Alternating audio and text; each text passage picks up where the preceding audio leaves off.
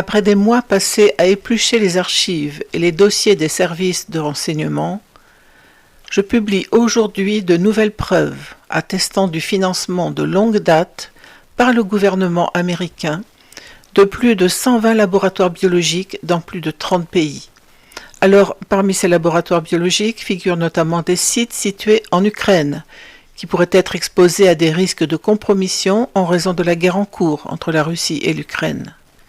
En effet, les services de renseignement avaient déjà averti qu'un laboratoire biologique financé par les États-Unis en Ukraine abritait probablement des agents pathogènes dangereux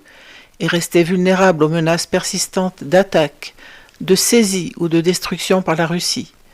Jusqu'à présent, les preuves concernant l'existence et le financement de ces laboratoires vous avaient été sciemment cachées, à vous, le peuple américain. Bon nombre de ces laboratoires biologiques, financés par le gouvernement américain,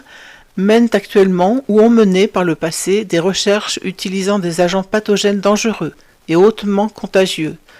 et ont dans certains cas mené des recherches dangereuses sur le gain de fonction, avec très peu de transparence ou de contrôle. Le président Trump comprend clairement la grave menace que représentent les recherches dangereuses sur le gain de fonction pour le peuple américain, et c'est pourquoi il a pris des mesures décisives il y a plus d'un an. Le 25 mai 2025, il a signé un décret visant à mettre fin au financement fédéral de la recherche sur le gain de fonction à l'échelle mondiale. Ici, à l'ODNI, j'ai publié de nouvelles directives à l'intention des services de renseignement, leur enjoignant d'intensifier la collecte d'informations sur ces laboratoires et installations à l'étranger. Et nous constatons déjà les résultats de cette intensification de la collecte. Nous apprenons de nouveaux détails, par exemple sur les essais cliniques en cours dans ces installations, qui soulèvent d'importantes préoccupations d'ordre éthique, financier et sécuritaire concernant les prétendues initiatives de santé publique et notre sécurité nationale. Or, malgré le risque évident d'impact mondial catastrophique que peuvent avoir la recherche sur des agents pathogènes dangereux, et les laboratoires biologiques, des politiciens, des soi-disant professionnels de la santé, comme le Dr Fauci, ainsi que des entités au sein de l'équipe de sécurité nationale de l'administration Biden ont menti à plusieurs reprises au peuple américain au sujet de l'existence de laboratoires biologiques financés et soutenus par les États-Unis. Non seulement ils ont menti, mais ils ont menacé ceux qui tentaient de révéler la vérité. Cette publication d'aujourd'hui ouvre donc une nouvelle voie en dévoilant des informations sur l'existence,